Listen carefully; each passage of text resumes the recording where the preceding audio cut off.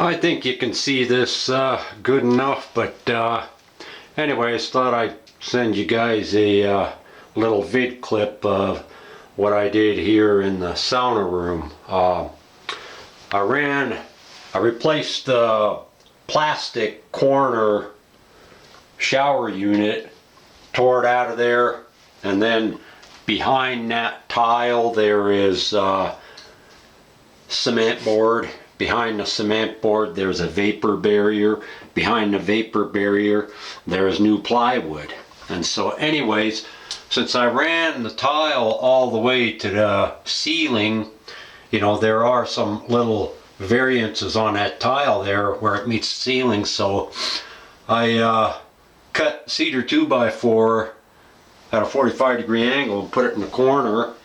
And I didn't want to do it the same way on the bottom down here because I just didn't want to. So I took cedar 2x4, and because I've always had half-inch plywood underneath this to adjust it to the right height for the drain and everything. So all I did was make 2 cuts with the table saw, you know, to make a cavity in the back corner on the bottom, and that'll take care of that.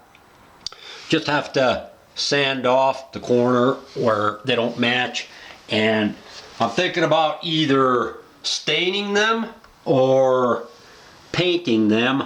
And the other 2 things I got to do is fill that corner up down there and fill that corner up down here.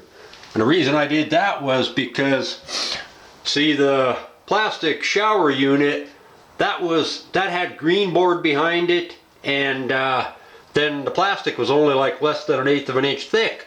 So by putting plywood, vapor barrier, cement board, and a tile, it brought it out a lot further.